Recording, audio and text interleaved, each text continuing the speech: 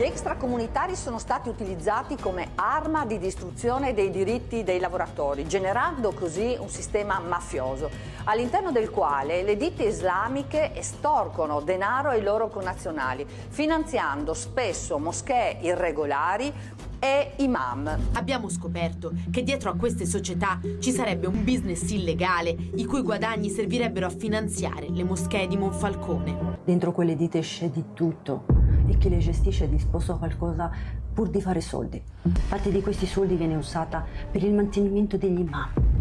Chi si ribella a questo sistema viene minacciato e rischia di essere aggredito.